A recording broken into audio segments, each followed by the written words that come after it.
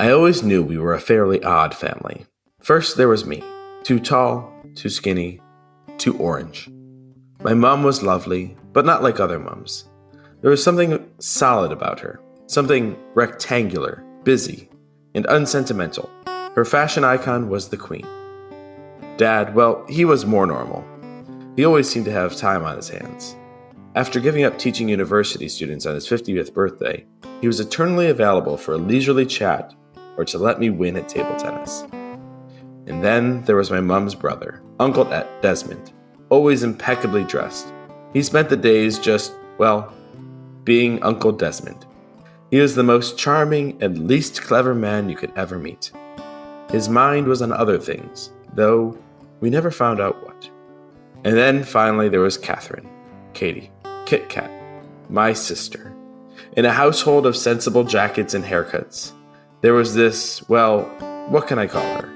Nature thing, with her elfin eyes, her purple t-shirts, and her eternally bare feet. She was then, and still is to me, about the most wonderful thing in the world. All in all, it was a pretty good childhood, full of repeated rhythms and patterns. By the time I was 21, we were still having tea on the beach every single day, skimming stones and eating sandwiches, summer and winter, no matter what the weather. And every Friday night, a film, no matter what the weather.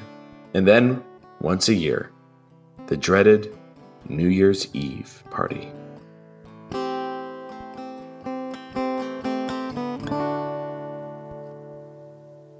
Hello and welcome to Raise a Glass, the podcast where we raise a glass to the storytellers and stories that shape us. I am Hunter Danson. And I am Eric Lintala. And today we have a very fun movie to talk about that Eric shared with me, and I am very glad that he did, called About Time. About Time. I love it so much. We won't make the very obvious dad joke puns because we already did that on the phone. That was embarrassing. When we were talking about it. It was about time. It's about time that we, simultaneously, in fact. It was. Yeah. It was. So we're going to skip over that, and I'm going to ask Eric, what's in your glass? Hunter, today I am bringing to us a Saranac Blueberry Blonde Ale. Ale with blueberry juice and natural flavor added. Wow. Just picked it up today at Aldi. It's pretty good. I really like Saranac beer. Love blueberry ales. And our blueberries in the backyard are probably less than maybe a week or two away from being fully ripe. And so I felt like it was an appropriate timing for it. Yeah. It was actually around this time last year that I went with my wife's family to Maine, and we had so many wild blueberries and lobster, and maybe it was August, I don't know. But that's what I got. How about you, Hunter? What is in your glass? Well, I also have an Aldi beverage, but my stomach was feeling a little weird, so I have some, I think it's called Berry Nirvana kombucha. Okay. Yeah. You can get everything at Aldi. Mm-hmm. Pretty good. Pretty good. Do you like kombucha? No. Yeah. Pretty good would be the best I could ever give to anything from kombucha. I like kombucha. I don't love carbonation. And kombucha is like the feeling of carbonation to me. Without, I don't know. Makes sense? Beer's carbonated. Yeah, but I like beer. I don't like IPAs though because of the carbonation and the taste along with it. Well, what are you raising your blueberry carbonated beverage whatever we're pouring out for this week? It's been a while since we've had an episode, so there's a lot of things to raise a glass to. Because of this episode, talking about time, I think it'd be amiss for me to not make it just so clear that I love my wife, and I'm just going to raise a glass to her. This movie it's like our movie in many ways. And yeah, so I'm raising a glass to Melanie. We are pregnant with our second child. We're expecting a daughter in November, which we're so excited about. And so I know she's the one doing most of the work right now. So, in fact, maybe all of it, but, and she's also working full time. She's amazing. She's just the coolest person I know by far, like far outweighs like anybody else I know as far as coolness, and amazingness. And so, yeah, it's like, I can't talk about time without thinking about her. So, we've never dedicated an episode, but in my mind, the episode is dedicated to you, Melanie. I love you. What are you pouring out for? I am pouring one out for a continually moving wasp nest and hornet nest, actually. So sometimes have had wasps in our living room, like since we moved into this house. I've taped over multiple possible openings. Whenever it gets warm or gets cold in that season shift, there's wasps. I have been stung inside of my house. And I probably killed 15 wasps in my house. But the other day, found hornets of some sort going into one of our railings. And so I sprayed it today, but I don't think they're actually there anymore. And so definitely pouring one out for wasps and hornets. I love bees. I love honeybees, especially not just because of what they do for our planet and what they do for my tummy, but because of my garden. And bees are very kind and gentle. Wasps and hornets are jerks and not a fan. Yeah. So yeah, they're like investment bankers. They, ride on the profits of everyone else. That's what I think of wasps as. But we have lots of bumblebees. Okay. I like bumblebees too. Yeah. I feel like sometimes my goal is to be a bumblebee and just kind of meander my way through life. And just, bump into things and just turn a different direction because you bumped into a thing. Hunter, how about you? What are you raising a glass and pouring one out for this week? Well, this is a bit late because it's way past July 4th, but I am raising a glass to George Washington. First president.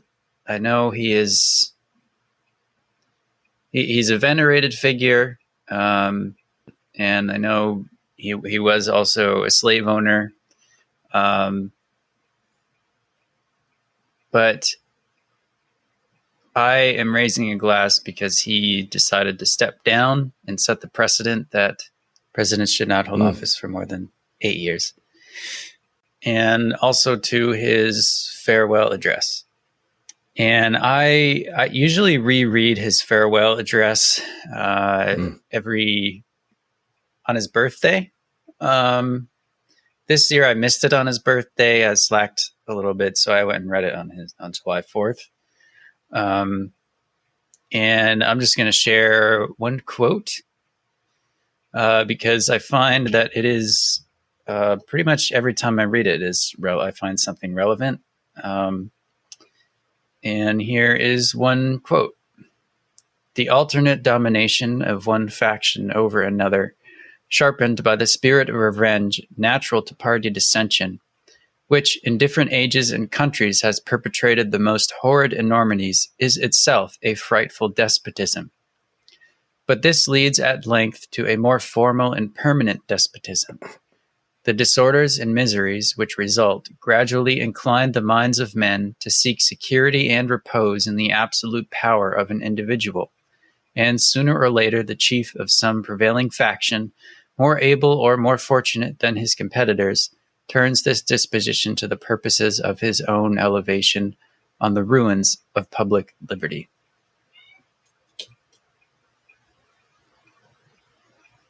We don't talk like that anymore. Can you tell me what it is specifically that stood out to you this time in reading it? Well, he's talking about the alternate domination of one faction over another. which this whole paragraph comes in a section where he's talking about the spirit of party factions. And that this sort of flip-flopping that happens where one faction wants to dominate the other one back and forth, and take revenge on the other one back and forth is itself a despotism, because of the flip-flopping and the disorders and miseries and how that can be taken advantage of. And then later on, he talks about how that, party spirit is kind of natural to a democracy in a certain sense, but it should be closely watched, because, it can quickly burst into a flame that kind of consumes everything. He calls it a fire not to be quenched. It demands a uniform vigilance to prevent its bursting into flame, lest instead of warming, it should consume. And I feel like that's kind of relevant to our two-party system today. Do you think he wouldn't be a fan? Probably not. Saying? He wasn't a fan way back when. He didn't like parties when they were forming the Federalists and the Democratic Republicans. He hated that.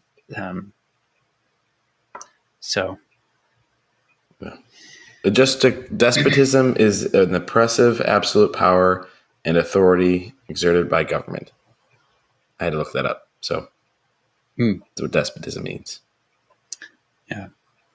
Yeah, I've read it a few times, so I've looked up all of the words that I needed to previously. Gets better every time I read it. Wow, it starts to make sense. Yeah. Thanks for sharing that, Hunter. Yeah. And so, are you pouring one out then to our two-party system, or something else? Oh, constantly. This week I'm also pouring one out for plumbing. I had a plumbing mishap that I caused myself in order to fix something else, and then had to fix that, and there was water everywhere, and it's all right now, but plumbing is just awful. It's like coding, the amount of frustration that you can feel trying to code an algorithm or something. Plumbing is like that. It's just something should work and it doesn't work, and you just keep trying and water's going everywhere, and it's like trying to code while someone's pouring water on your keyboard. Anyway. That's hilarious. I'm also still laughing that when you're responsive constantly. You're constantly pouring one out for a two-party system. Yep. I mean, every time I think about it. I learned completely randomly through a subscription box recently that Belgium is gone the longest of any country without a formal government. Really? But starting in 2020, it took them over 600 days, or just over 600 days, to put together their next government because they had too many parties. Oh. Nobody had even a plurality of votes. Yeah. Well, I guess maybe there was a plural, but people were 15 to 20%. There were so many different parties. It took them over 600 days during COVID to put a government together.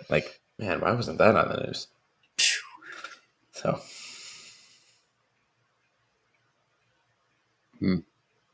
not that I think our system's perfect, because I do not. Yeah. But let's use that as a great transition. About time we change topics. Oh, yeah. I wish we could go back in time and make a smoother transition. Maybe we did. Maybe this is already the second attempt. Maybe. So for those viewers of you viewers out there, or listeners, I guess people don't view this. For those listeners who have not watched About Time, a couple of these jokes are fully related to that movie. So the premise of About Time is a regular, everyday British redhead finds out just after his 21st birthday from his dad that all of the men in his family can travel back in time in their own time stream. And he uses this ability to fall in love and help Rachel McAdams fall in love with him. It's not a coercive, at least it doesn't come across as coercive. Maybe we can talk about that if it comes up. But it is a movie that then it's kind of billed as a rom-com. And that's what it feels like at the beginning. But as it goes on, you see their love blossom and then their lives change. And their family grow and undergo hardships and joys. It transcends the rom-com. I really wanted to say that. I'm really sad that you said it. But because I feel like that's the most pretentious thing that you could say, but it also feels really accurate to this movie, which is one of the reasons why I brought it to us. Yeah. Let me share one other reason, like kind of how it shaped me. And then I want to hear your thoughts, Hunter. So this movie, I honestly don't remember the first time I saw it.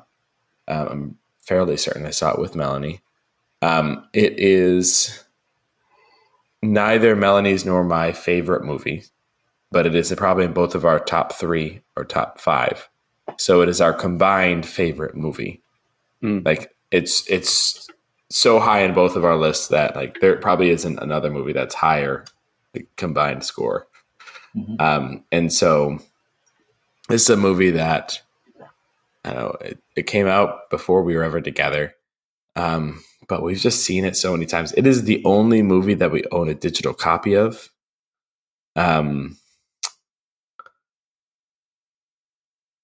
It feels like everyday life. And every time I watch it,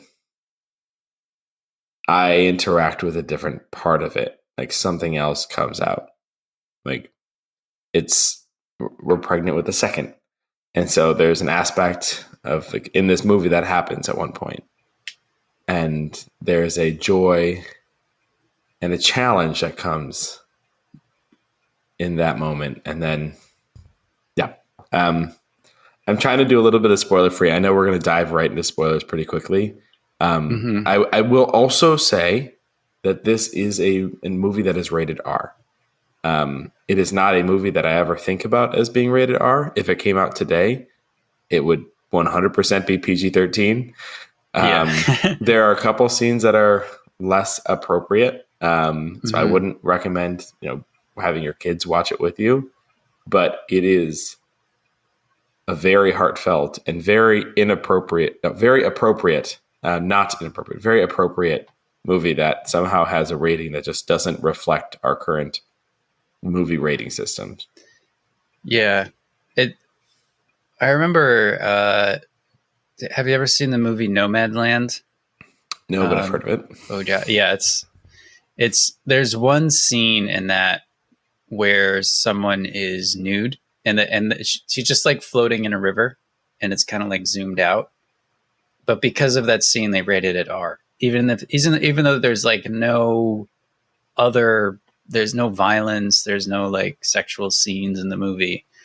So for whatever reason, I think they just rate like even partial nudity, like R. It's an R. I don't know, but it didn't strike me as R. It's a really fun movie. But that's enough from me. Is there anything that I missed in my general summary of it that you want to correct? And if not, I would love to hear your first thoughts, having watched it for the first time a week or two ago. No, I think it's pretty accurate. I will say the main character is from a pretty well-off family, a little more than average, I think. Like, just their house is amazing, which is not like it adds to the movie because it's a great setting. Just this beautiful house, beautiful beach, and everything. But he's not, like, I feel like the average person he's a little bit higher on the income. But he is about as average of a person you could find. Yes, he is a very average person himself. That's true. He's General Hux, the actor. Yes. What is this actor's name? I don't have.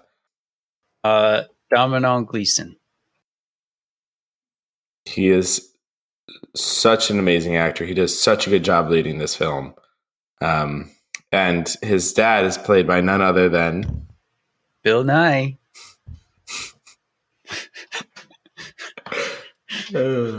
It's Bill Nighy. It's Bill Nighy. Maybe that was that an inside joke, or was that one we had in that episode? Yeah, it's a soundbite that I cut. Okay, good. I'm glad you did that. Feel free to leave that out. I don't know, whatever you want to do. I feel like we kind of got off topic. Margot Robbie is also in this movie. That's Margot Robbie? Yeah. That's Dodgy J's cousin is Margot Robbie? Yeah, Margot Robbie is the first person that Tim, played by Domhnall Gleeson, thinks that is in love with, yes, and tries to get to love him, but doesn't work out. And then he meets Rachel McAdams' character, Mary. So, Hunter, what was your response to this movie? I obviously loved it. You knew I loved it, but you had never seen this, and you actually watched this with your wife. I did, yeah. I think not too long ago. It was a lot of fun. It was really funny, especially in the beginning. Domhnall Gleeson plays awkward really well. So awkward. So socially awkward. And then, which is funny by itself. And then the part where Bill Nighy is explaining that they can time travel is so hilarious. It's also just like a really brilliant way to do exposition, because you don't even notice that they're just explaining everything in the movie and how the movie works, because it's so funny and it's Bill Nighy. And it's so great. And the first time he's just like, "Oh, you're just totally joking. You're just having one over on me." And then he goes down into a closet and goes back in time to this Christmas party. Is this a good point where we should pause and just share the time traveling like ability, right? Yeah. Yeah. So if I remember correctly, they can time travel back in time, and the way it works is they have to be alone. So like in a closet or somewhere where they have to have bathroom privacy. in a pinch. Yeah, right.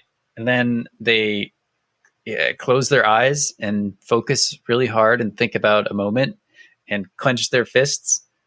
And there's this little whoosh sound, and then they go back in time. A little rumble, a little tumble, and there they are. Yeah. And they'll find themselves in like the same closet, or the same space, right? Or wherever it was within their own time stream. Yeah. And then after they're done with the thing, they can go back to their present day. And when they go back to the age they were, which is a really important thing to note. Yeah. And nobody else knows about it. There is a scene where the primary character invites has his sister join him, like they hold hands, but it's ultimately undone. So nobody except the men in this family have the ability to know about it. Mm-hmm. Yeah, their wives don't know. And as a viewer, it doesn't feel inappropriate either. At least. No, they're so nice. Bill Nighy and Tim Lake are so nice that it doesn't really didn't bother me. It didn't bother my wife. They do mention like they just have this talk, and Bill Nighy's like, "So what are you gonna do with it? You know, what do you want?" And then Tim's like, I don't know. I mean, I feel like you can make a lot of money. It's like something to that effect. And he's like, "Oh yeah, you know, you don't want to do that. Look what happened to your uncle, whatever." What happened to him? Absolutely nothing. Yeah. He died a miserable old man. I've never met a genuinely happy rich person. That's the quote. Oh yeah. It's hilarious. Yeah. Bill Nighy uses it to read, which instant points for me and my wife. He's just I like, think you and your wife would have done that. Like, I read all the classics twice. Dickens of 3 course. times. Yes. Learned Latin and read Augustine in Latin. Would have taken a lot of tries to do that, but that's the dream for me. Read the Iliad in Greek. Oh. Okay, so you're getting into a question I want to ask down the line. We didn't actually answer the primary question I asked. What was your first experience of this movie? I loved it. I really enjoyed it. Because you get halfway through, and I guess this is starting to get into spoiler territory. So, spoiler alert. I don't think it's really ruined by it. But if you're that upset about spoilers, then go watch it. Like, it surprises me every single time I watch this movie. Yeah. And I have seen this movie many, many times. Yeah. So like halfway through the movie, you know, he is married to Rachel McAdams. Like, there's no real big conflicts. And I was like, so what's going to happen now? Like, what's the big conflict? There is sort of a conflict that they introduce, but then it's about his dad, because there's a stop point where if you time traveled to before your kids were born and you change something, you have a different kid if you go back, because there's a certain, you know, the factors that influence who your kid is, you know, which specific sperm, which moment it happens, changes who your kid is. So he finds this out because he tries to save his sister, who gets in a car accident. She has this really bad boyfriend. She doesn't die. She just gets a really bad car accident. So he goes back to try and prevent that relationship from happening, which is before he has his first child. And he does prevent it from happening, and she gets in a relationship with someone else who's much better for her. Doesn't get in a car crash, but he goes back to the same moment, and he has a different child who he doesn't remember. He doesn't remember, and he doesn't know. And he's just like, he sees, he goes back, and he's like, "Where's my really great?" He misses his little girl, and it's a little boy. And Kim and I were like, and then he goes back and undoes changing his sister's car crash, and Kim and I were both like, I mean, fair. Yeah. I mean, it's a real moral dilemma, and like, but at the end of the day, like, you know, you're speaking for myself. My kids are little miracles that I can't. Why would you want another kid? Right. Yeah. Why would you want a kid who's not your kid? I'm not saying they. Yeah. So it becomes about his dad, because his dad dies, and he's able to visit his dad back in time, but it gets to the point where he's going to have his wife wants to have another child, and so he won't be able to go back to visit his dad. And like, the last scene with his dad just made me cry. It was just like, they go back in time to like when he was 12 or something, and like frolic on the beach. Stop giving away the best parts of this whole conversation, okay? I just wanted to know what your first experience was of this movie, not tell me the entire movie. Ah! Well, I loved it. That's all. Did your wife enjoy it? Did Kim enjoy the movie as well? Yes, she did. She really loved it. Is it something that you feel like you would rewatch? I guess I would absolutely rewatch it. The rewatchability of this movie is very high. Yes, it is very fun to rewatch because even if you know everything that's going to happen, it's still every time I watch it, I forget while I'm watching it that there is a second act to this movie. Mm-hmm. That the rom-com ends and the life begins. And that's what this movie does. That's just different from any romantic comedy or any soapy, tearful movie you're going to watch. It starts with this it's all about this guy getting this girl and he's going to do whatever, he can to get her. And you're like, oh, he's going to make a decision and he's going to end up, sleeping with this person, but then undoing it, whatever, all these things. And he doesn't.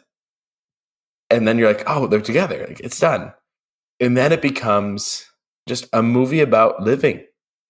Mm-hmm. It's just, it's about time. It's about time spent together and about not having enough of it and about living each day fully. And that there's a question I had in that, Hunter, that you've already kind of answered, but I would actually, or you've alluded to. There's two primary love stories, I think, that happen in this movie. Mm-hmm. There's Tim and what is the name of Rachel McAdams' character? Mary. Tim and Mary. And then there's Tim and his father, played by Bill Nighy. I'm so bad at names, it's embarrassing. There's their relationship. Which one struck you? It was probably the father-son one. The Rachel McAdams is amazing. The scene where she is revealed. Kim and I were both like, oh, she's perfect. It's because they meet in a bar, right? Do you want to share this scene? Go I feel for like it. I've taken all the scenes. I don't want to. This is so. So this movie might sound more convoluted the way we're describing it. It is not a hard movie to follow. At least I don't think so. No, it's very, very watchable. And so the first time they meet each other, Tim is going with his dodgy friend Jay to this London restaurant where you meet another somebody in complete blackness. So they're eating dinner together, sitting across from different people, and dodgy Jay is sitting next to Mary, played by Rachel McAdams' best friend, she calls she's basically a prostitute. That's what her friend says. Who's a really, really a fun character. And then Tim is sitting across from Mary, and you get to hear both their conversations happen throughout this space, but it's completely black, so you've got no idea who they are. Mm-hmm. And then at the end, they make the decision about whether they want to meet each other and go on a date, and they say yes. And so he gets her number, and he says that I thought this phone was crap, but it has suddenly become the most prized possession I own. And then something happens with the person he's staying with, who's a playwright. His show just is a colossal failure because the lead actor, horrible actors, forgot all his of line. the actors. Yeah, no, he goes back in time to help the playwright because the lead actor forgets his line and ruins the whole play that the playwright wrote. It's not going to be masterpiece was revealed. It's going to be famous actor gets Alzheimer's. It's a very colorful character that you really like, but also don't like at the same time. This is the playwright. Yeah. But Yeah, Tim gets the main actor to remember the lines, and then a different actor forgets his lines. So he has to go back again and help two actors remember their lines. It's just like one line, like we waited in silence for 20 minutes for this actor to remember one single line. It's like the Titanic, but no one survived. No women, right. no children, not even Kate Winslet. Yeah. I may know this movie too well. So because he goes back and saves the play, he no longer went on the date with Rachel McAdams. And so he no longer has her phone number. And so he has to figure out a way to meet her again. And so the first, 30 minutes, he's like trying to figure out how to meet her again. And he remembers that her favorite artist was Kate. I don't remember. Yeah, it doesn't matter. And so there's an exhibit. He sees that there's an exhibit going on of her work at one of the museums. And so he goes there, and the song, what's the name of the song that comes on? Do, do, do, do, do, do, do. Friday I'm in Love. Tuesday, Wednesday, Thursday. Tuesday, Wednesday, to Thursday. I don't care about you. It's Friday. I'm in love. And he's like sits there for day after day after day after day until he sees her, until he sees Rachel McAdams. And Mary no longer knows who he is. And so he sees her, and it's like, and he's sitting there with his sister there at that point, and she's like, go talk with him. And he goes up and tries to talk with her, and it just crashed, like train crash, because he acts like they know each other, because they do, but they never actually met in this time stream. Yeah, he like pokes her. This movie it's so funny. And yeah. A lot of the gags, sorry, that are great are just Domhnall Gleeson just being a total doof, and then just being like, hang on, can you just excuse me a minute? Yeah. And then going and redoing them. Yeah, you hear this. But it's also really fun, the ones that he doesn't redo. So he doesn't redo that scene until later on. So, okay. And they end up getting together, and it's like very clear that no matter what happened, like he finds out very early on that the ability to time travel can't make anybody fall in love with you. Because his dodgy friend Jay's cousin was over for the summer once, staying with his sister, played by Margot Robbie, and he falls in love with her. It's his first love, and she's not at all interested in him. And he tries to like go back in time to like make her fall in love with him. It just doesn't work. And so like it's very clear throughout this that Rachel McAdams like loves him as much as he loves Mary, and Tim are to be together. It is also, this is a very kind of weird right turn. This is the only movie that I've seen that leans into having two characters with the same name. So Mary is both the name of Rachel McAdams' character and of Tim's mom in the movie. And it is a running joke like 4 or 5 times in their first meets together that he says, Mary, oh, that's my mother's name. She's like, so you knew, so I look like your mother? No, that's and then at one point he's asked to describe his mother. It's like, right in the very beginning of the movie, he describes his mother as very rectangular. Rectangular person, very sturdy. I'm probably getting real sidetracked. So for me, I think the first few times I watched this movie, what I loved was the relationship between Tim and Mary. But as I'm watching it more and more, I think the more powerful relationship in this movie is between Tim and his dad, because they share something that nobody else does. And it's found out that Tim's dad has cancer, and he's known for years and years and years. And he went back in time and had it diagnosed as early as possible and retired from being a professor at a very young age, right at the age of 50, so he could just be with his family. And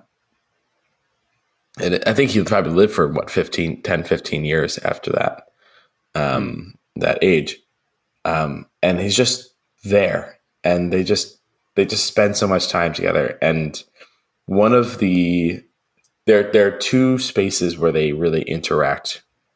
He interacts with his dad. The first is his dad's study, where he'll just like go and he'll sit and they'll just talk to each other, and like his dad will read him some quotes.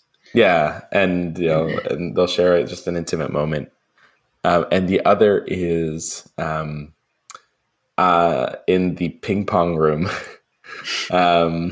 where they go back and forth playing ping pong. In probably 3 different scenes, they're playing ping pong against each other, and that is the space where Tim says goodbye to his dad,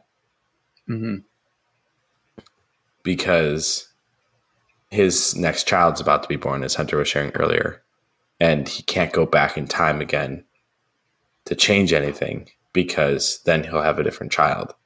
And so it's at least probably a year after everybody else says goodbye. It's like even during the dad's funeral, which happens in this movie, Tim goes back in time, like right before he says, "Excuse me," like before they leave to go to the funeral. He goes into the room and goes back in time and just enters his dad's study, and it's just sitting there with him as his dad's reading quotes from whatever it might be. And it's just a really the humor with which like Tim, and his actor like portray the character, you would think could make him very easily one-dimensional.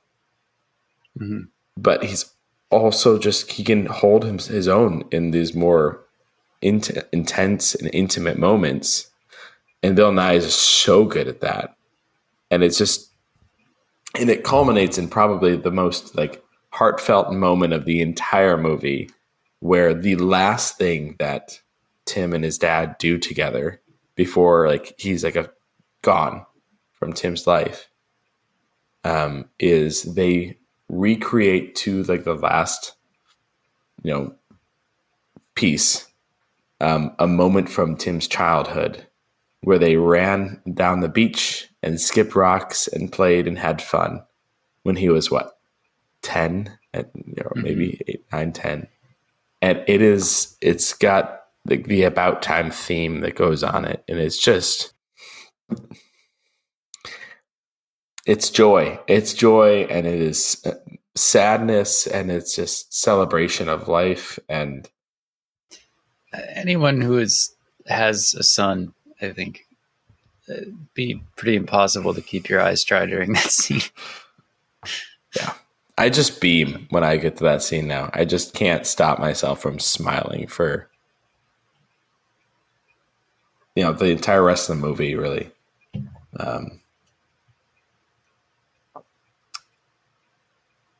Hunter, there is also an amazing soundtrack in this movie. Did you notice that when you were listening to it? I wasn't paying super close attention to the soundtrack. I know that it was good, that like it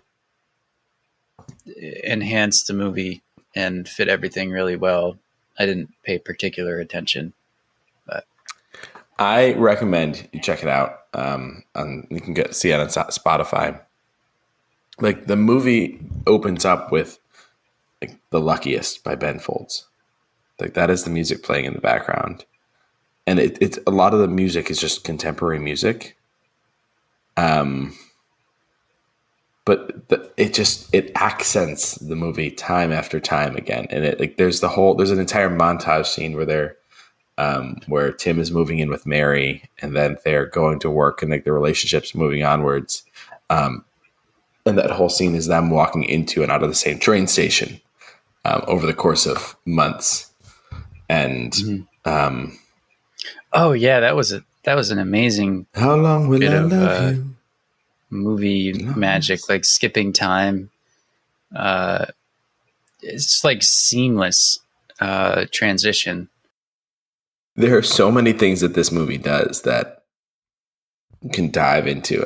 I don't know if like we were trying to be really, really nitpicky, I don't think the time travel bit would hold up all that much. But it's really only used as a way of like adding like a curveball to the relationship and to like I think probably to get people into the theater more than anything else. Oh, it's another time travel movie with Rachel McAdams. Uh, you know, what's going to happen here?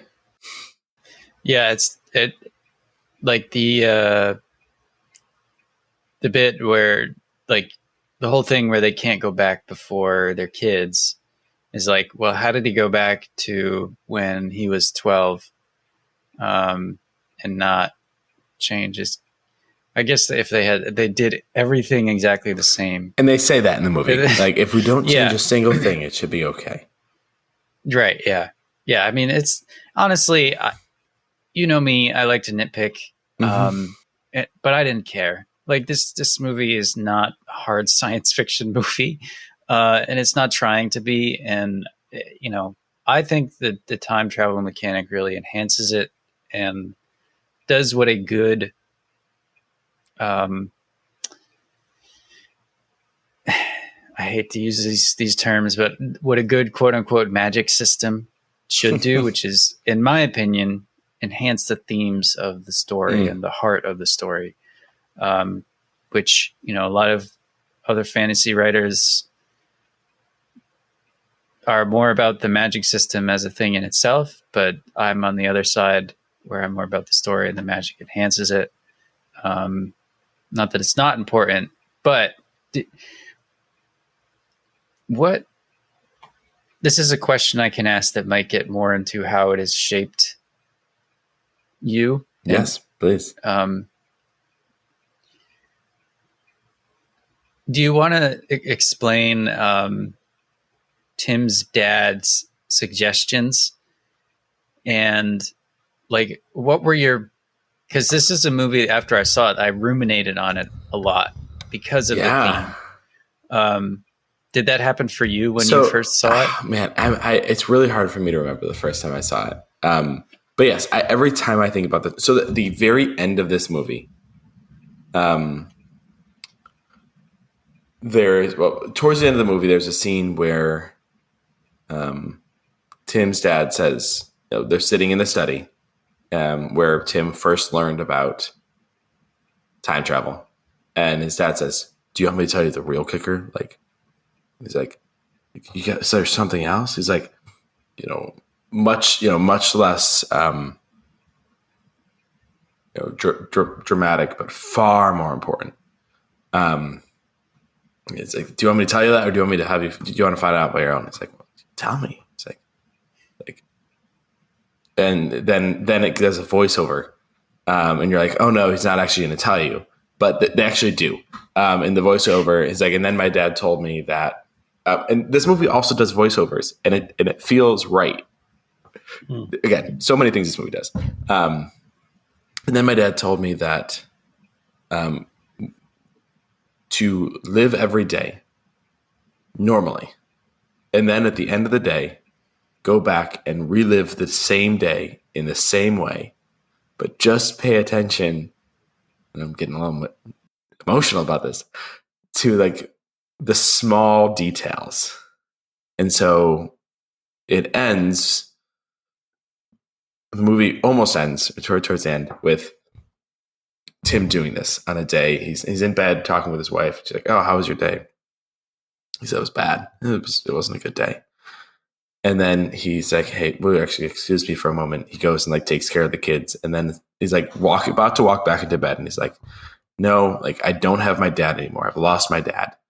Like, why don't I see if I can live out his advice? So he goes into, at this point, he's good enough at this that he just does it in the hallway. Like he has gained, like his time traveling skills have improved.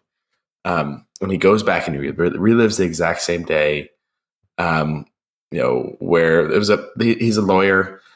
And he just like does these small little differences, like as they're the boss is saying something mean to his coworker Rory, who's just a great additional character in this movie. Like he flips his little notepad around and it says, "Oof!" Like he's a and like as they're running through the courthouse, he just takes a moment and just like turns around. It's like, oh my goodness, this is beautiful. Like he orders something else when he goes and gets his sandwich, and he comes back to bed, and the lights are about to go off, and she's like, oh, like it actually wasn't that bad of the day. He's like, no, it was actually it was a really great day, and like he realizes that just changing his perspective was enough to change the whole feel of the day. And then they make it a little funny. But then at the very end of the movie, he says, I don't even go back and relive every day anymore. I just choose to live every day as if I came back in time specifically to relive this very day. Mm-hmm. And it is like, it's really impactful. And it's something every time I watch this movie, I'm like, man, I want to live life that way, because it's not a rose-colored glasses way of living life. It is maybe someone would argue it is, but it is just a way of looking at the beauty of life in the midst of the pain, in the midst of the challenge, and of being so purposeful. Because whenever I think about like, hey, if I had to go back, like what would I change and all these things, I think about all like the stupid things I've done, and but this movie points to like that's not necessary. Like that won't all of a sudden make you a different person. What does it look like though to be purposeful in coming back, and to hear this from the voice of somebody who, like in this world, and the way I watch movies is I try to just completely enter them. Like I am living into the world with that character. Like in this world, I'm learning from the only person living who actually has the experience to talk about coming back and reliving a day on purpose. So it meant a lot to me. And I think about it every time I watch and rewatch this movie. And sometimes when I'm just like reminiscing on the movie, I'm like, Andrew, you brought up the question. What does it make you think about it? Or what was your response to that? I mean, pretty much the same. I'm not sure I can add to it, except maybe to try and define what the movie is talking about, which is mindfulness. I guess like being present in a moment, and like one little detail that they showed when he was reliving the bad day is the cashier at the store. Like she's like really friendly and helpful, and the first time he's just like, he just takes his stuff and like storms out of the store. And then the second time he's like really nice and like notices the cashier, and they have a nice little exchange. And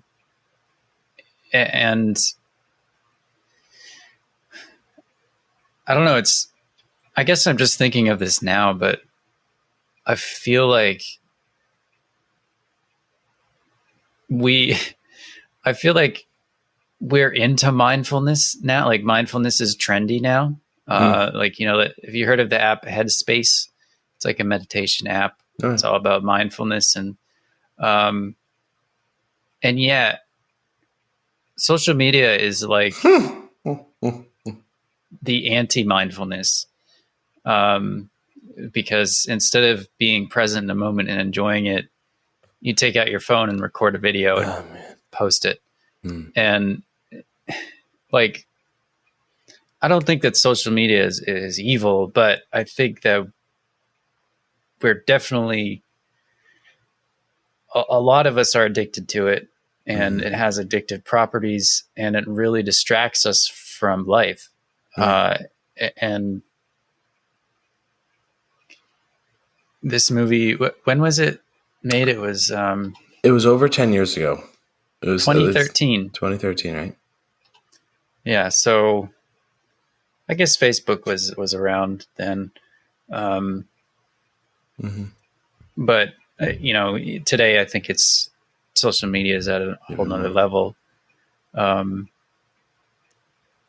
But I think that's been a problem for humans for a long time. And that's like mindfulness kind of draws on like, I'm really not an expert. This mostly I've learned most of this from like Headspace and stuff. It draws on like Buddhist meditation practices and things like that. And about just being like present in the moment, like feeling the chair while you're meditating and noticing your body and that kind of thing. And social media just takes us out of our body, and out of our mind, and we can find it any minute in our pocket. But this movie, really pushes the viewer, I think, to be mindful, slow down.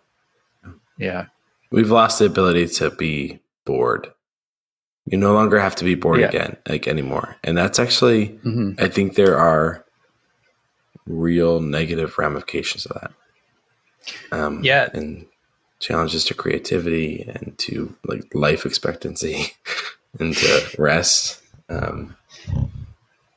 Sleep. I've been thinking about sleep a lot. And I forget where I read this. It was some scientist who was saying that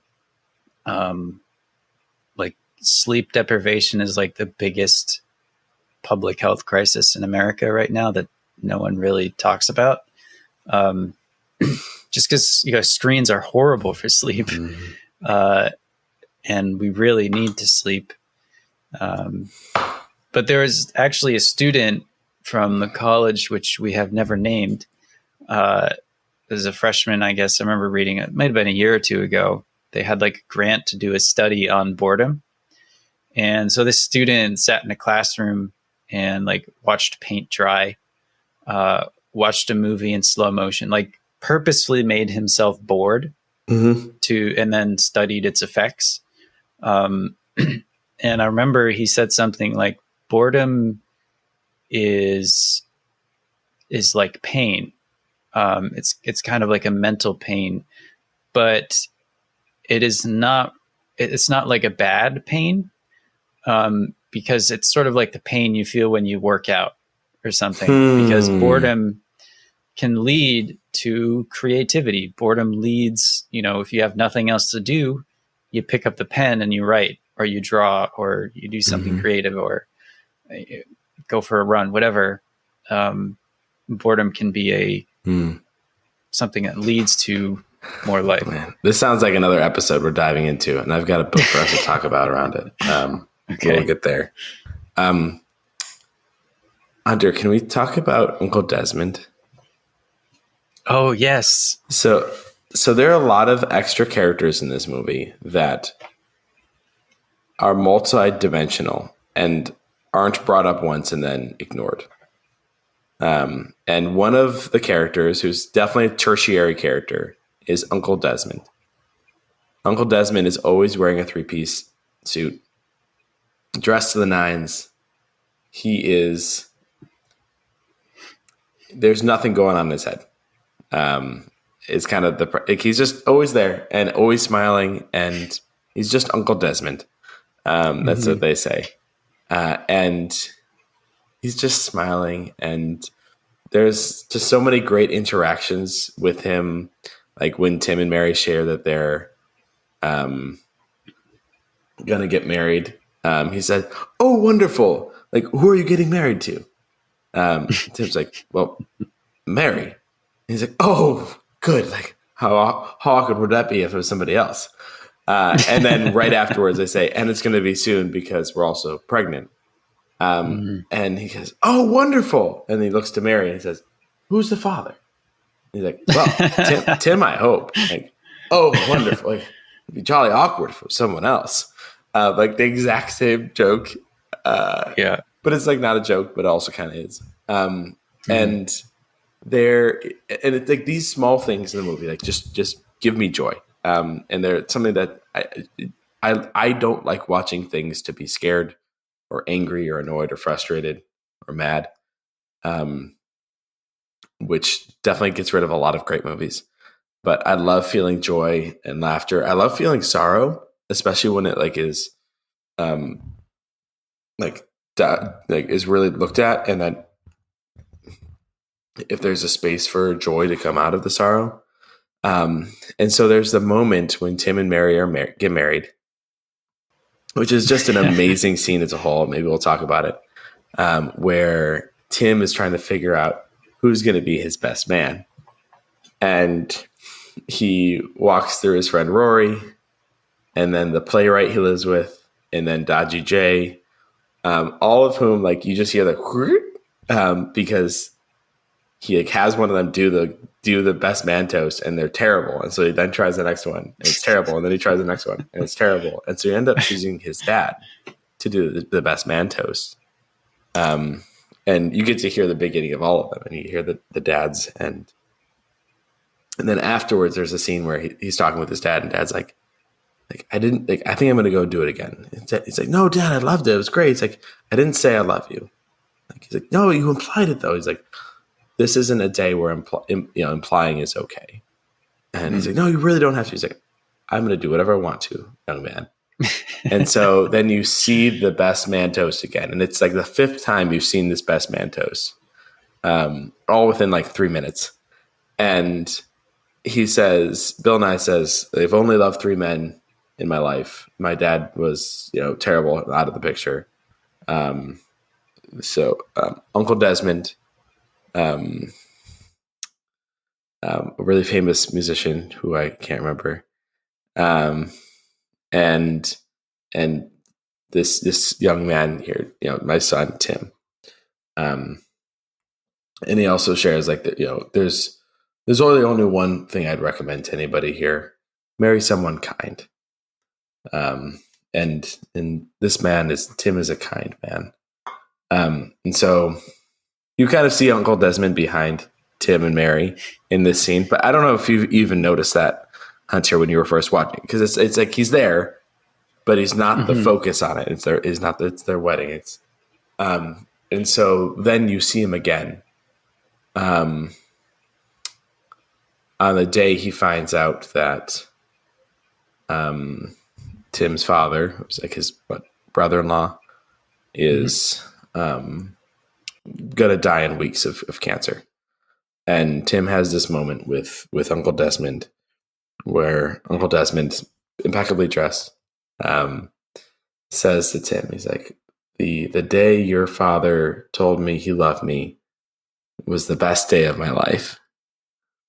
So this is probably the worst. And it just,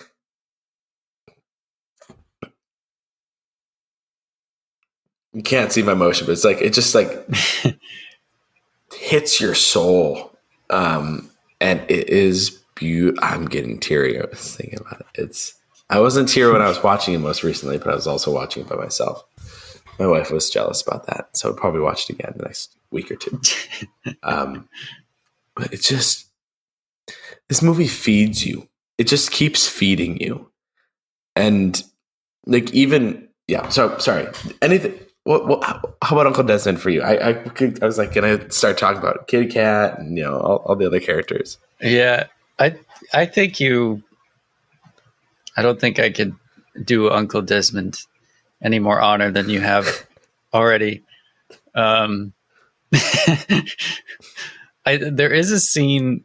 I have some notes. I didn't live text it to you. I did live. Perfect. Yes, notes. Go for it. There's some. Okay.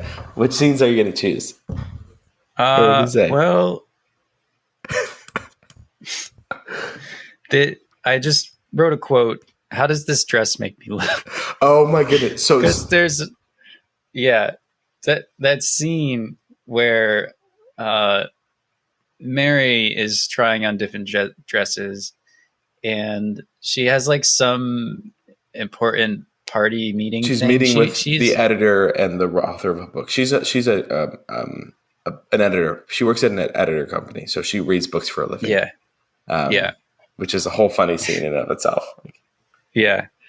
So she's got a fancy thing going on. Yeah, she's got a fancy thing, and she shows Tim dresses, and he's just like, that one looks fun, and then she keeps coming in with different dresses, and then eventually ends up, it's too lumpy, it's whatever, and then she comes back in with this same dress, that the first dress that she showed him. She's wearing the last dress, and she says, "Oh, what do you think about the first dress?" He's like, "Oh, the one that was lumpy and that we didn't like.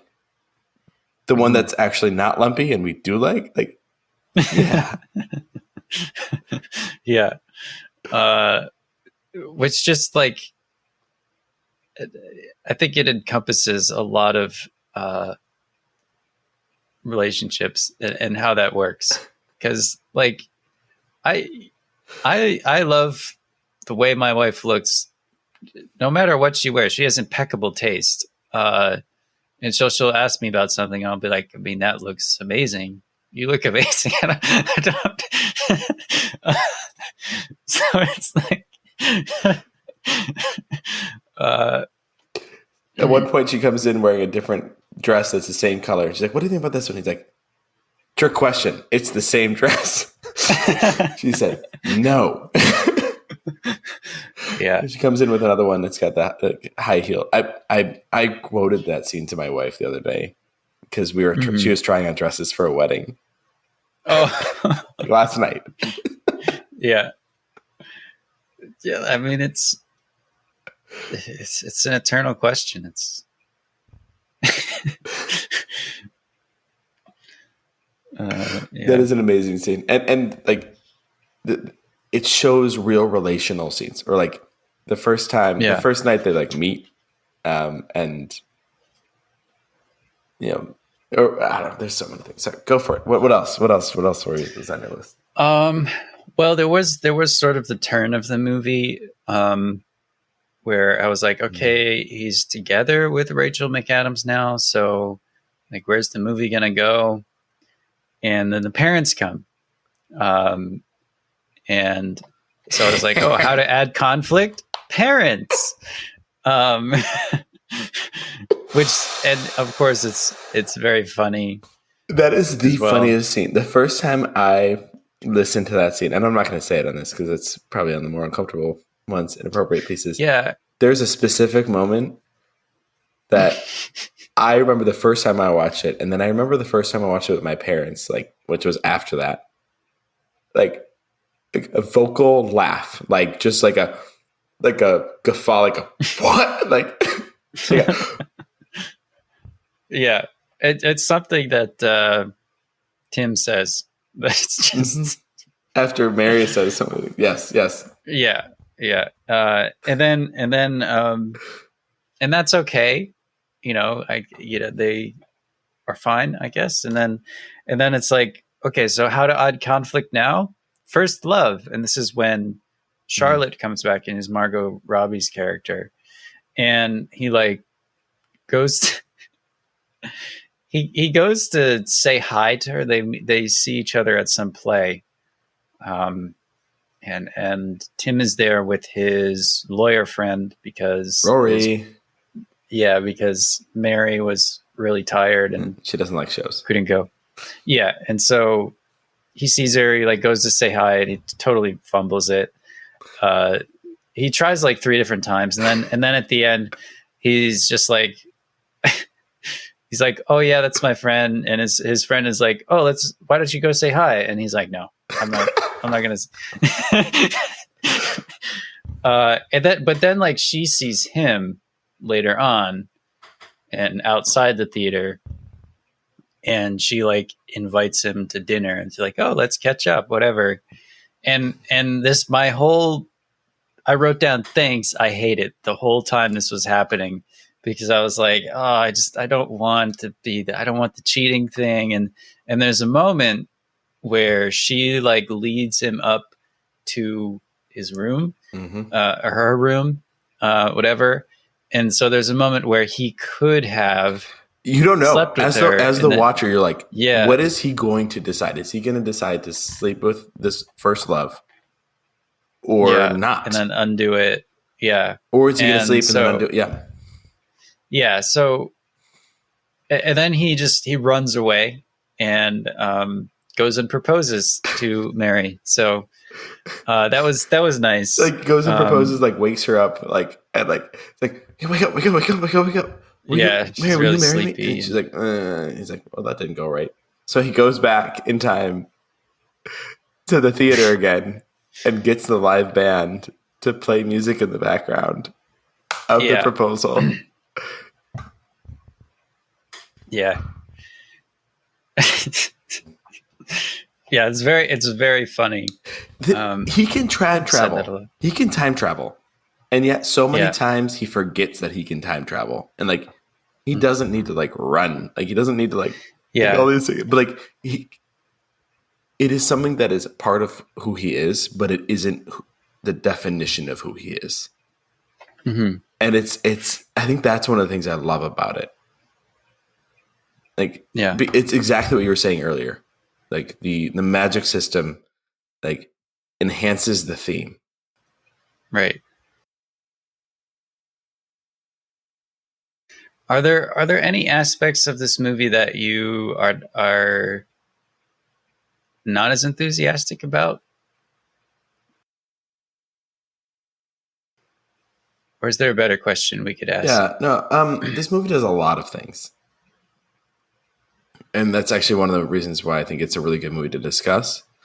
And it's not a movie that has gotten like much voice in the United States, even though I don't think you can find a better rom-com out there. Like maybe Hitch, which is one of my other top favorites, but it's just a completely different thing. These are the two rom-coms I've seen, I think, that I remember seeing. Do you like rom-coms? No. Okay. I do not seek them out. Okay. I've seen a lot of period romances, mostly like Jane Austen or Thomas Hardy or Bronte sister adaptions, but not really modern rom-coms. No. Okay. Yeah, I didn't think so because I love rom-coms.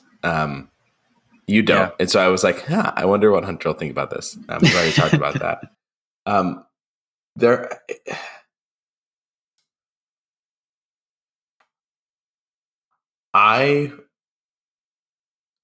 I could see a really like an argument made for like this movie's doing too many things. There's too many like side plots happening.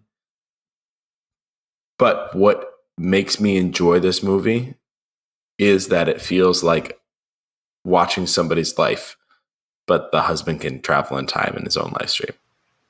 And like there's a scene where like because the sisters he couldn't go back in time all the way to like undo everything. Like he decides not to go back in time at all to even like prevent his sister from getting in the car accident. And instead him and his wife just sit at her bedside in the hospital until she says, I need to make changes. Because he can't fix her life. He tries.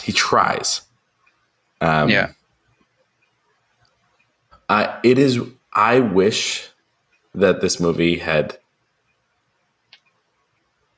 brought in that. Like, I think would have been really cool to see Rachel McAdams like join him in time traveling. But I think at that point, all of a sudden, there's just a lot more moral and ethical questions that come up.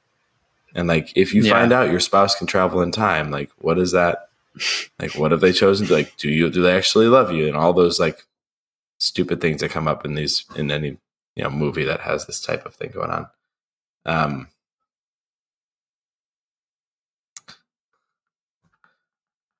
I could not have made this movie. And when I talk with people about it, it makes me enjoy it more. We've talked about enough things, and I've been in different book clubs, and I've been in a lot of classes for many, many years, talking about tons of books and articles and movies and what have you. And I found that the best books and movies and stories, the best stories, when you talk about them, they become better. Even if you don't like them, talking about them will make them better, will make you learn more, will make you want to dive into them more. And I think many of our best episodes reflect not our ability to talk about something, but the quality of the literature we talk about. or the storyteller we're thinking about. And there are a lot of movies that I enjoy that I wouldn't bring to this podcast, or I'd bring to like, a half a podcast, or like one of our grab bag episodes. But this to me was and is strong enough on its own to be a full episode. And maybe this is kind of the way I'm maybe starting to think about things. Like, I would love to be in a class that talks about this movie, like for a semester, or for like at least a couple of weeks, because I think there's so many things that you can look into, as far as different characters, as far as different scenes.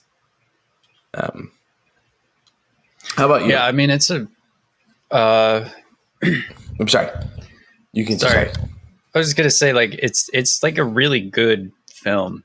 Like, we mentioned the subway montage and how seamless it is, because they're in a scene where time is progressing normally, and they go into the subway, and then it sort of pans around, and it's like a single shot, and it comes back to the next day or whatever, and then it goes weeks, and it's just this montage, and the music starts, and it is absolutely seamless. Like, it's pretty impressive just how they pulled that off. And it's totally understandable and very watchable. Like, it's amazing. There's so much going on. Like, when we started talking about it, we realized how much is going on in this movie. And we make it sound really complicated, but it also feels like a rom-com. And it's like fun and easy to watch. But it's more than that. As far as like things that I am not as crazy about, I guess I think they're more just maybe not specifically the movie, but just like general rom-com things. Okay. Where like the two people are like impossibly beautiful and attractive and handsome. Like, he's not like, I guess Tim is not super handsome, but he's like very charming, and like disarming, like, super nice guy. Yeah. And Rachel McAdams is just like perfect. And it's like, that's the rom-com thing, and I guess also just like expectations that this movie might give for sex and relationships. Yep. And that is also a rom-com thing. And I think it like, because like the sex scenes are not that bad, like compared to what we have today. I'm actually thinking the R rating might be more due to language than any of the other scenes, maybe. But like the whole scene where he and Rachel McAdams like first connect is very funny and very well done, but it's also like very unrealistic and can give you wrong expectations. And but that's a rom-com thing, and it's but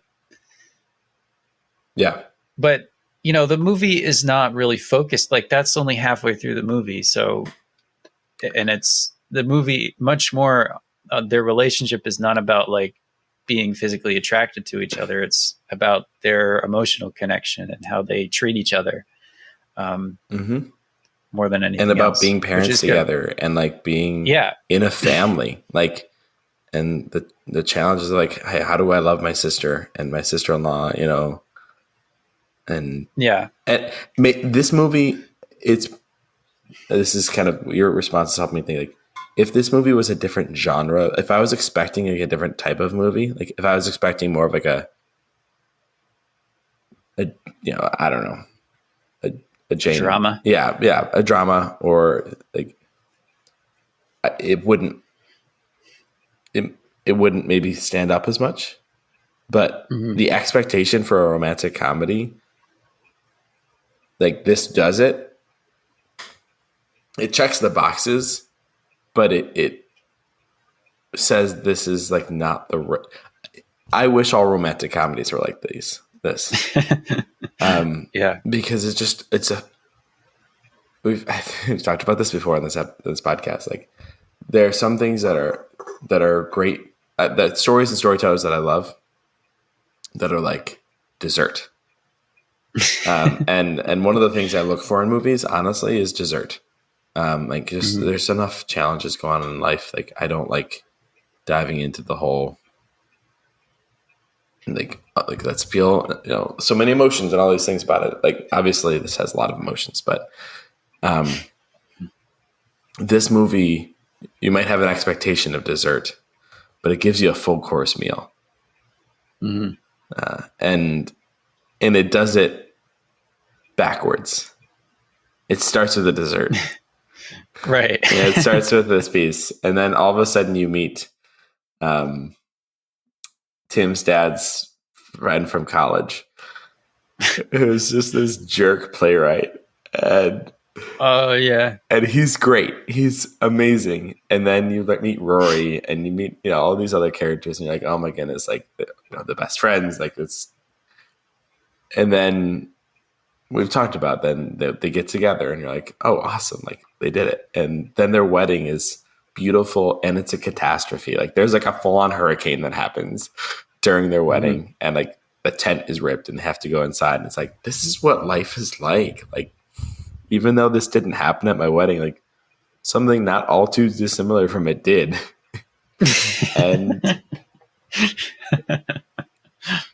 and Tim very much specifically asked Mary, like, hey, do you want, if you had to choose, like, would you want to do it differently? And she says, no, I would never want to.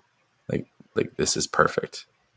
And then there's a scene where he's interacting with Charlotte, Margot Robbie's character, and she says, like right towards the second time they meet up again, and she said, what if, sometimes I wonder if, like, we could go back and relive that time, whether we should have done it differently. And you're watching as a watcher, you're like, yeah, he already tried that, and like, nah. And then they're on the train. Like, it just, there are some things that I don't think we can relate to because we're Americans, and we just don't have that same experience of using trains as like go-to transportation to and from. I wish we like did. in the United States. Yeah, like, there's some real great benefits to that. Every part of this movie, I've seen this movie enough times to know it, and you've probably heard that in this episode.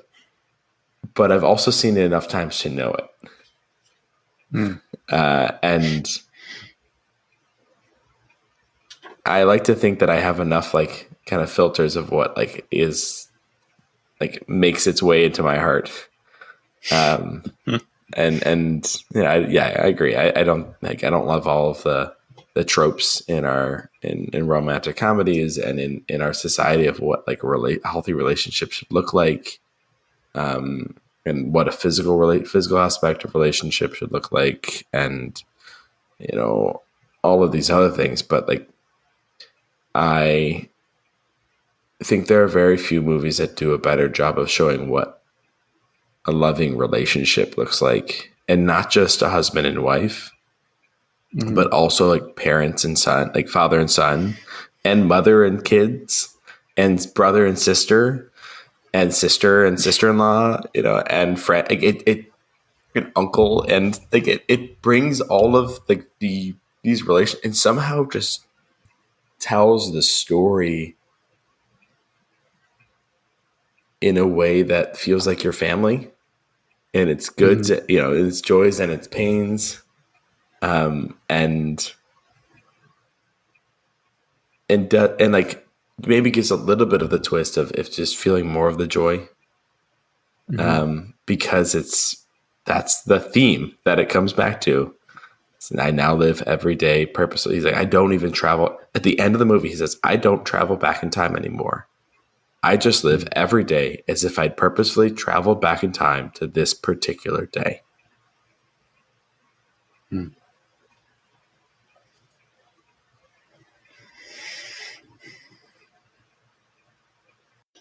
So I have a question that we can do serious and sort of silly, like this movie. um, which is, if you could go back and change something significant in your life, time travel, change what you did or said or whatever, what would it be? So I have a pretty quick answer to this one because I've thought about this a lot. Do you mind if I jump in with it?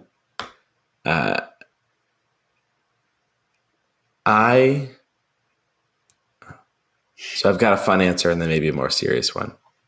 My fun answer is I would go back to the college that should not be named, and do it over again,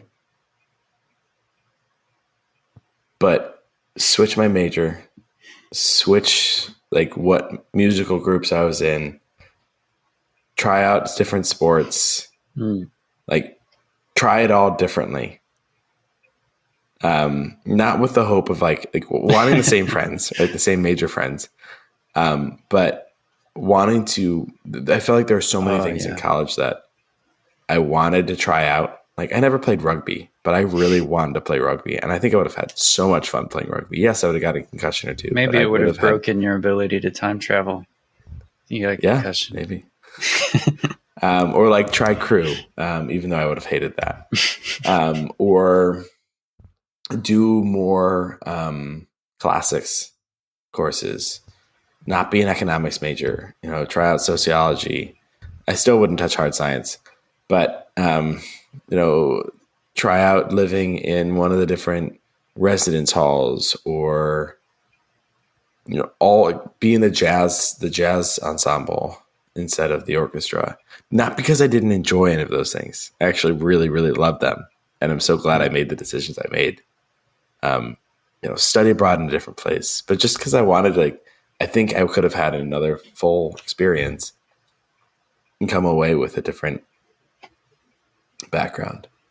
And then my somewhat deeper one is, and I couldn't do this at this point anymore because I've got a baby. And this is maybe too deep.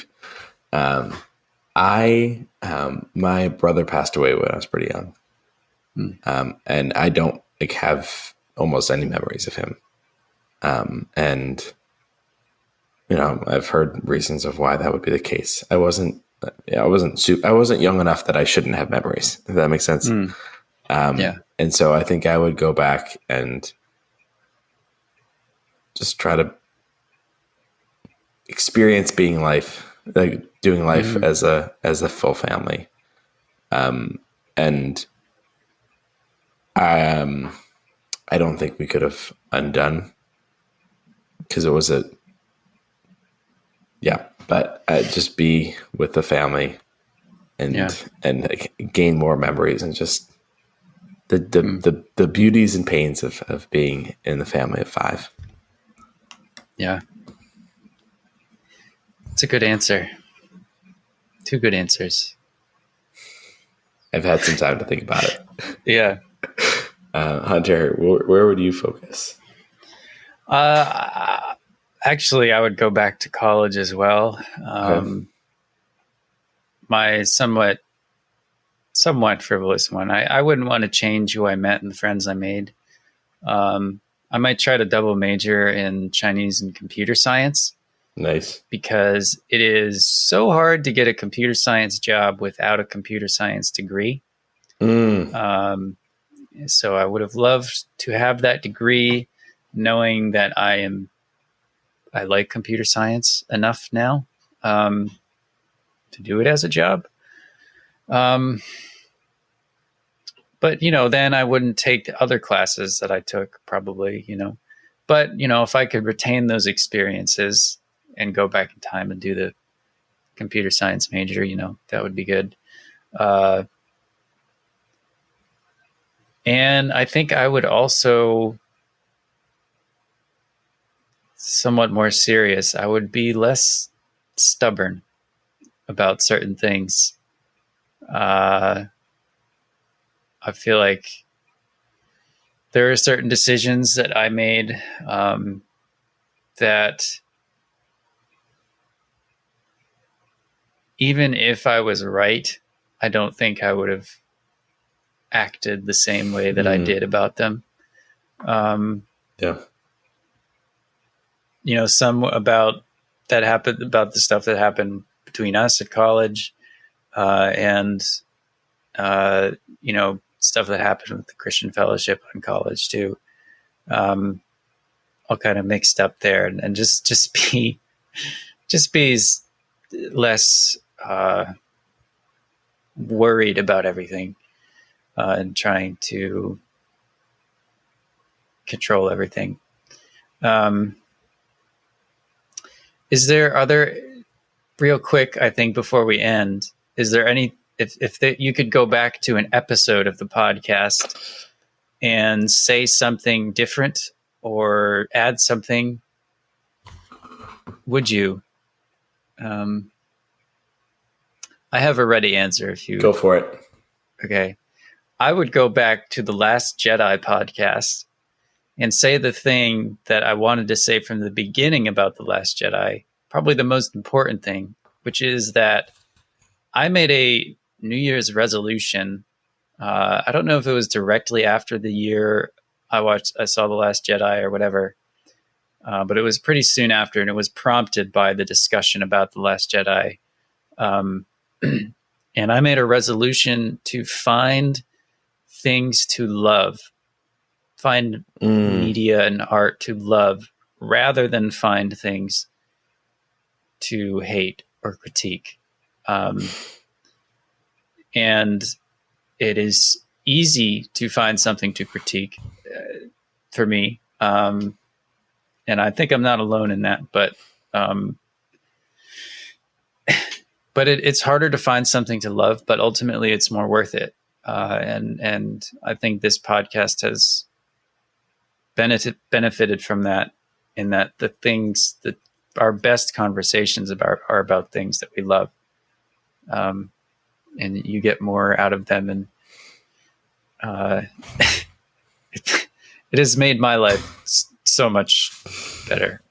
I mean, the things that I don't like still inform what I love, but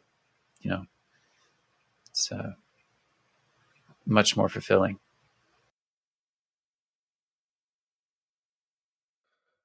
I think there are probably a few episodes I would go back and try to prepare more for.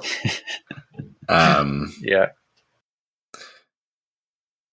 I think that maybe the main thing I would do, and maybe we can do this, I don't know, is go back to the first episode. Get the name right.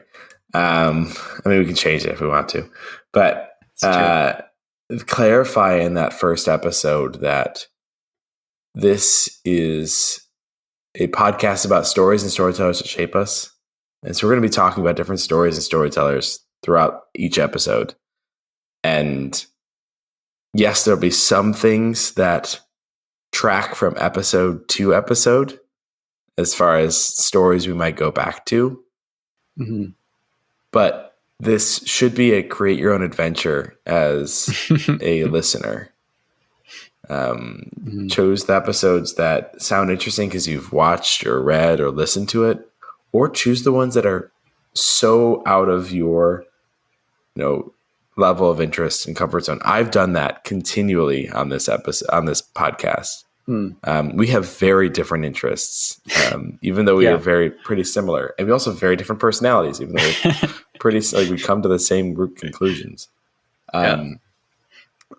But this isn't this is not a podcast that necessitates listening to episode 1 before you listen to episode 15. Yeah. And so really wanting to make sure our listeners know that, and giving them the freedom to try different things out. And if you don't like an episode, stop it. Check out a different episode. There's all sorts of things. You think a voice is missing? Reach out to us. Let us know. Yeah. And I don't think we communicated that super well in the first episode because we were still trying to figure it out. Yeah. But it's one of my favorite things about this podcast. Yeah.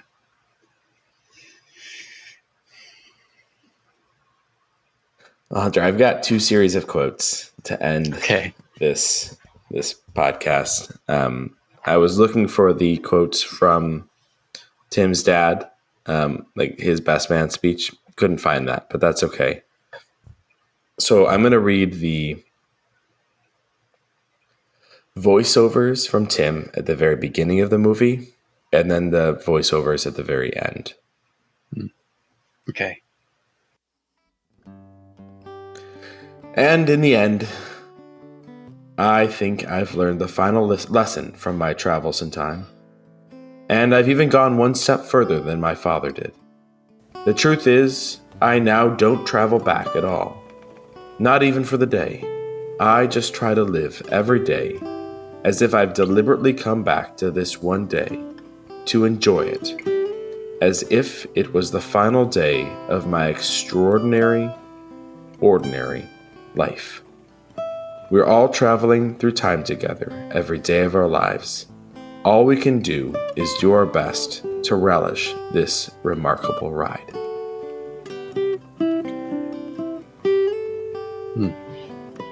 I just was like, oh my goodness. One of my favorite things about this movie, I love my sister. And so I think from the very beginning of the movie, it's like the love of a brother and a sister. Yeah. Like that's foreshadows so much. It's so good. Thank you, Hunter. Thank you for listening, watching this movie. Thank you for inviting Kim into it. And yeah, it's we really like watching things together. And this is a great movie to watch as a couple. It's, you know, like I said, I don't really watch a lot of rom-coms. I have seen a fair amount of romances with some comedy in them, but not, you know, rom-coms. But I would not have known about this movie, and I'm so glad that you told me to watch it, and I hope listeners go and watch it. I would love that. This is probably on my top 2 or 3 movies to recommend. And we've already talked about History of Future Folk, which is another one I love. But this is like a movie that I think everybody will enjoy. Yeah, it's fun. It's we've already said everything we need to say, I think. So, you know what that is. It's about time. Just go watch it. Yeah. If you like what you see, turn off the TV and do it. Zoom. Haven't done that in a while. Come on and zoom. Start it soon. Come on and zoom. I'm Alicia.